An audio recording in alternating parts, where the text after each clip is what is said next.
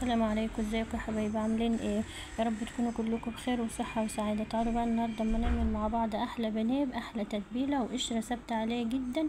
مش يعني مهما تعملي فيها كده ولا بتنزل ولا اي حاجه، وطعمه بجد جميل. ممكن تعمليه سندوتشات زي ما انا عاملاه كده، ممكن تاكليه مع المكرونه. بجد بانيه تحفه كده. جربوه يا حبايبي بالطريقه دي، ان شاء الله يعجبكم كلكم. ممكن تعمليه سندوتشات وممكن تعمليه تاكليه مع مكرونه او رز بسمتي. اول حاجه معانا 3 صدور كده، يعني تقريبا كده كل الا ربع بانيه. بتقطعيهم كده تقطيعه، ولا هي رقيقه ولا هي تخينه. اول حته الحته دي بنشيلها كده، وبعد كده بنقطع كل جهه بقى 3 أو 4 على حسب حجم الفرخه.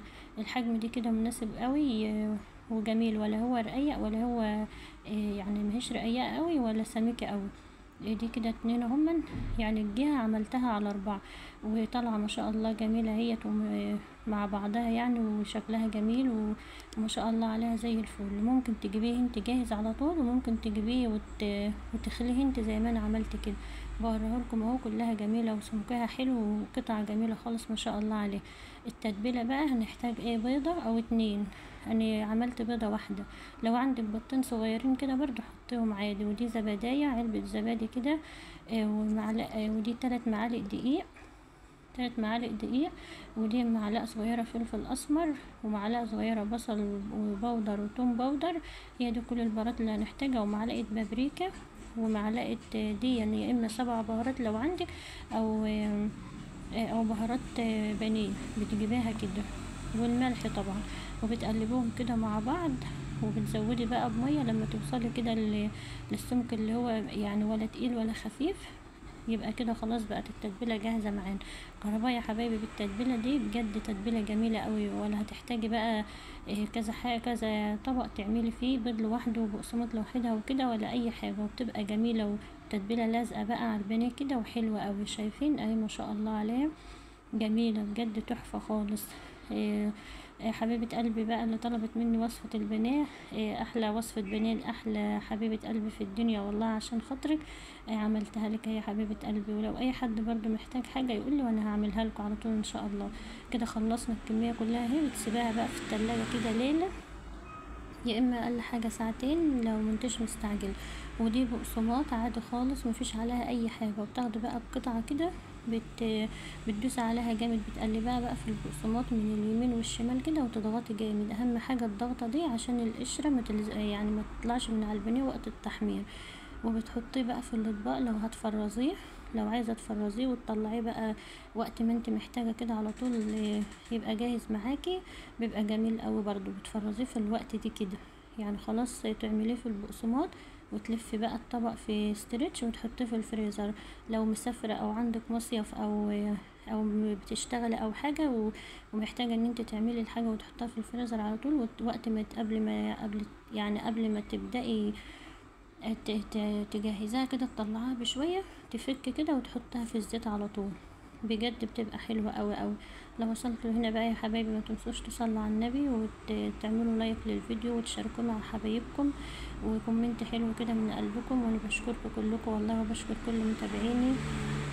ربنا يا رب يخليكم ليا، ما تحرمش منكم ابدا. وتفضلوا كده دايما معايا يا رب. زي ما انتم شايفين كده اهوت القطعة بنقلبها شمال ويمين، وبنضغط عليها جامد. ودلوقتي بقى لازم انت حسيتي بقى كده ان البقسماط ما عادش ناعم معاكي ولم كده حاجات من التتبيله والفراخ، لازم تنخليه كده عشان ما يبقاش عليه اي حاجه، يبقى نضيف وحلو وناعم معاكي كده، ويلزق تاني على قشره البانيه. وتكملي يا قلبي زي على طول بنفس الطريقه. بجد بيبقى جميل خالص، والناس كلها بتحبه والاطفال بيحبوه جدا. الكميه عملت معايا طبقين، او زي ما انتم شايفين كده. طبق هشيله بقى في الفريزر، والطبق التاني هحمره دلوقتي معاكم، ونعمل بيه احلى سندوتشات سوري. بجد كانت جميله اوي، طعمه جميل. يعني البانيه جميل في كل حاجه، في السندوتشات او مع المكرونه او مع الرز البسمتي. هو جميل. تعالوا بقى نحمر مع بعض كده طبق، نحط كمية زيت كده حلوة، يعني كتر الزيت شوية عشان القطعة تبقى كده الزيت مليها من فوق ومن تحت، وما تخافيش ما بيبقاش شارب زيت ولا حاجة ابدا. وبتحطيه يعني الزيت يحمى كده، بتنزلي على طول بقطع البانيه وبتقلبيها. اول ما بتبدأ تاخد لون تقلبيها، ما تسيبهاش لما تاخد لون يعني لون كامل وبعدين تقلبيها، لا، اول ما تبدأ تصفر كده تقلبيها من الجهة دي للجهة دي، وما بتاخدش وقت خالص، هما 5 دقايق في الزيت وبتلاقيها احمرت وطلعت على طول معاكي ما شاء الله، لونه جميل والقشرة ثابتة عليه وطعمه تحفة، والله بجد طعمه حلو قوي. جربوه بس بالطريقة دي ان شاء الله هيعجبكم جدا. اهون على طول بنطلعه، بنقلبه من هنا ومن هنا وبنطلعه، ما شاء الله جميل اهو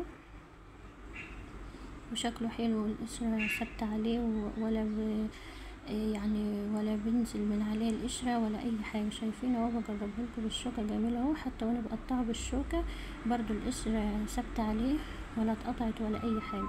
وهو عملت سندوتشات سوري كان جميل جدا، محطتش عليه غير كاتشب ومايونيز وبرضو كان جميل. لو في جبنة موتزاريلا بقى بيبقى احلى واحلى.